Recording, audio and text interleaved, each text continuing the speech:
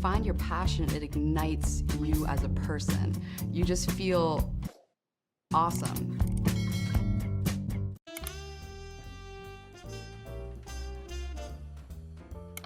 Hello, what is going on?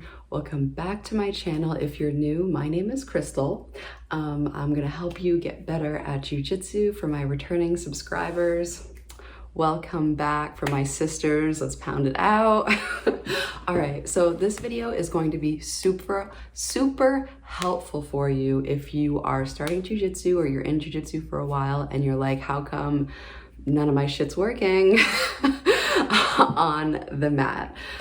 So in this video, I'm going to show you a roll that I had a couple of months ago with a white belt. Now, what I'm going to do is I'm also going to put this on my Patreon page, and I am going to give you a detailed breakdown and give you really specific tips on things, what I'm doing, the techniques, and things that you can start implementing right away to help you get better in your game immediately. So go check out my Patreon if you want that. With this video, I'm going to give you a story that is going to be very inspiring and a little homework for when you watch this, when you watch the roll, all right? So when I first started Jiu-Jitsu, about 5 years ago, I was like really into it. I would go to class and I would watch all of these videos, and I had a little notebook and I would write down the techniques step by step. I would drill all the time, meaning drilling is when you practice a technique without any resistance from your partner. So basically that's like doing class. So I would go in before class, drill, and like a lot of people, when you first start Jiu-Jitsu, like I was afraid of rolling just because of how aggressive it was, like, and how it felt, because you spend a lot of time on the bottom of side control. And I was rolling at a school where it was like every roll was basically to the death. There really wasn't going super light. So as I'm trying to like mentally encourage myself to do more rolling, because that's like a hurdle in of itself, I would spend a lot of time drilling. So there was about 300 and something techniques that we had to learn from first stripe to fourth stripe, and I basically spent my time doing all of these techniques, drilling. If you asked me any one of these techniques, I would be able to do it because I spent that much time practicing. Well, fast forward a year and a half later, I'm talking with my instructor. His name's JJack. At the time I was going to the academy in Portland, Maine, and he's like, Crystal, your Jiu-Jitsu isn't real. Hands down, the most hurtful thing and truthful thing that anybody had ever said to me in Jiu-Jitsu. And what he meant by that was, I had the ability to do the technique. If you told me, hey, do this technique, do an armbar, do a double leg, do this takedown, I could do it if there was no resistance. But as soon as I started rolling and tried to implement these moves rolling, it's a lot more difficult to do it on the mat rolling, because you are under duress, meaning you are literally fighting against somebody. They're trying to impose their will and you're trying to impose your will.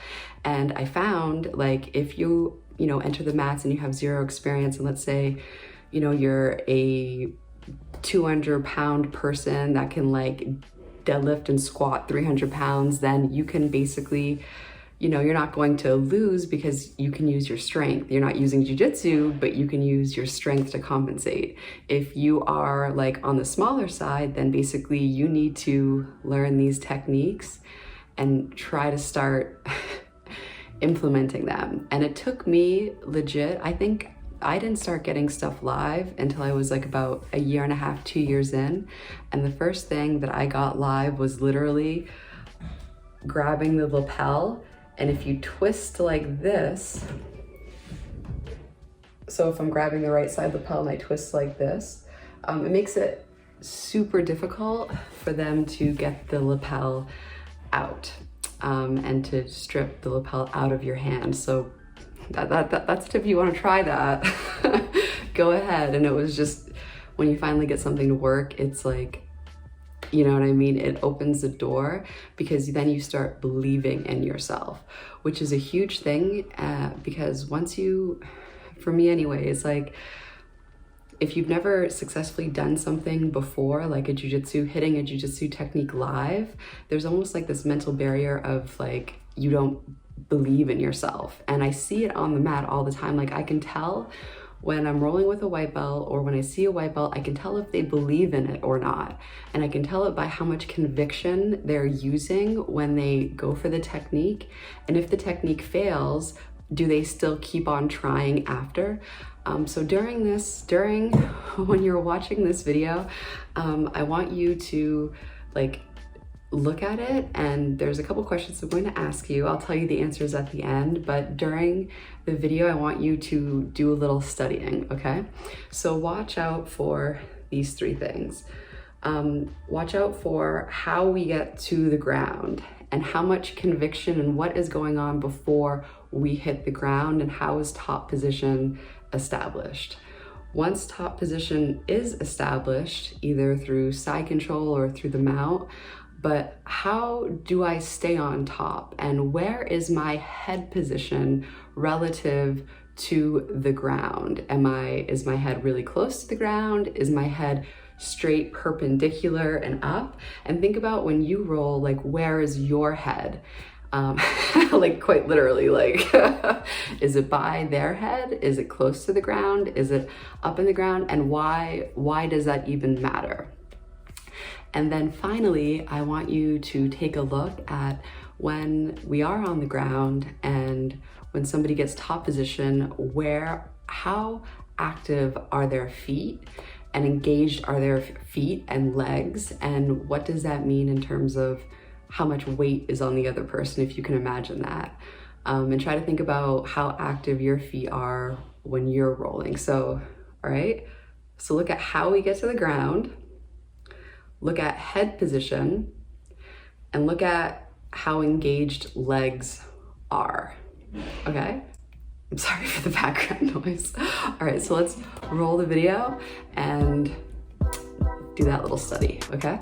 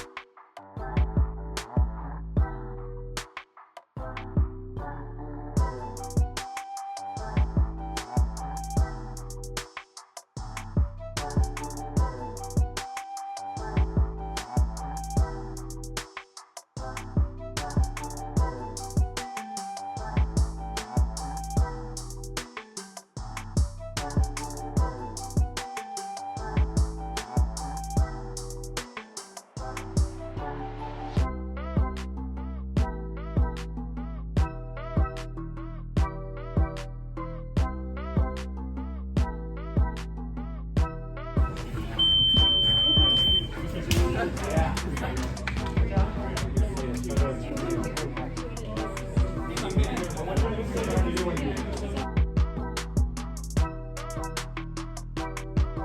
after I explain this to you, feel free to go replay the video again and look at it again, because I swear every single time I watch a video and I do a study on it, like, you can find more and more things that pop out besides like all of the techniques used, okay? So the first thing that I wanted you to like look out for was, how did we get to the ground? And one takedown that happened was basically, I don't know how technical you are, but it was basically like a front side clinch where I was hanging on to his waist and did like a rear trip. And this works really well because you are literally using your body weight and a forward driving force to get them to the ground. And I remember when I was first taught this probably like 3 years ago, and it just never clicked. And I swear to you, part of the reason why I'm showing you this video is it's super powerful when you see somebody who looks like you get something live. Like, I have watched videos of women getting something live in an MMA octagon, and then during my fight, I remember that replayed in my mind, and I was like, well, if she could do it, I could do it. And so it was one of the chicks from Daisy Fresh. And she had her first, I think it was her first MMA fight, her first or second, and she did a type of judo throw. And when I saw that, I was like, oh, that's cool. And I did like that same throw in my fight. But if I hadn't seen her do it, like, I wouldn't have believed in myself as much. And this is the same thing, like, when you're looking at this, like, if I can do it, you can do it too. And definitely like have a higher belief in yourself and your ability to do it. Fake it till you make it, because that is super helpful. Now, for head positioning, so if you notice, anytime that I'm in the mount position, one thing that beginners will do, and that's not good, is they'll be very rigid and they'll be straight up and down, like their head is upright. If you noticed, if you go back and look at the tape, at the digital ones and zeros, you'll see that if this is my head, it is always down. And the reason why is because there are a lot of not a lot, but there are a couple of techniques that people can use in order to sweep you and reverse the position, so then you have lost the mount position. So next time you are, and also when I'm in the kesa gatame position, basically it's a judo side control, you'll also notice that I shimmy upwards towards his head and I keep my head low. That is a principle that you will find in all of Jiu-Jitsu topside controls, because it gives you a low center of gravity and it prevents them from sweeping you. So anytime that you find yourself, in mount and you're trying to maintain mount or maintain a side control, look at where your head is. And if your head is like all the way up, try to get it closer to theirs and down on the ground. And especially if you're in a judo side control, if you shimmy up towards their head, that can be really nice because you're taking their hips out of the equation. This is a principle that's even true if you have somebody's mount.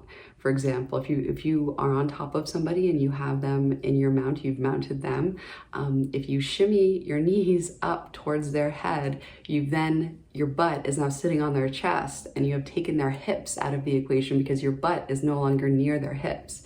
And if their hips aren't there for them to use because your butt's nowhere near it, then they cannot bridge and roll you because their bridge is less effective in lifting you off the ground.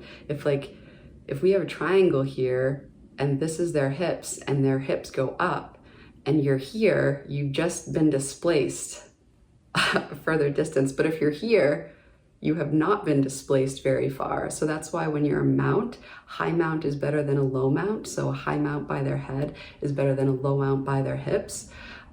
It's also why if somebody has you mounted, keep your enemies close and your elbows closer, because if they shimmy up and if their elbows get high in your armpits, your bridge and roll has just become severely ineffective, which isn't good. all right? So yeah, and then also the last thing that I wanted, so replay, after you hear me like explain this, go and replay the video with this in your head and really like study it, because that will help ingrain it in your brain for next time you're out on the mat. And practice doing that, practice being on top of somebody in the mount position. And the first thing that you do is you try to shimmy up to get high mount. That way you're less likely to get bridge and rolled because you're further away from their hips and will be displaced less. If you are, if you like doing a judo side control, where you have like an underhook on the far side and you can see it, it's like a side control arm really up close to his head. Shimmy up closer, like on his head, on their head, and get your head down. That way that shuts down their escapes. Like go and ask an upper belt to drill this with you and increase the resistance, meaning have them attempt to escape at 20%, okay, now at 30%, at 50%, and all of a sudden, as you go up in intensity with them trying to forcefully escape, you're going to see the difference. Like do one with the head high and one with the head low and see what happens. Yeah, and then finally is your legs and your feet. So if you have engaged feet, it helps drive forward, and also it helps put more pressure on them if you are getting your butt just a little bit off the floor. So top pressure helps because it helps maintain the position, and it also helps make them very uncomfortable, which is nice because they, if you're crushing, if it feels like you have soul crushing pressure on you, sometimes it can like deflate the will of them of even trying to escape, which is, nice. It can also work against you though. It can also make them just freak out. So just keep that in mind, all right? So go back, rewatch with these things in mind. And if you haven't subscribed already and you watched this entire video, like what? We should be friends. And then on my Patreon, I am going to sit down and we are going to play the video and I am going to like really get into it because there's just so much to unpack. All right. So until next time, all right, bye.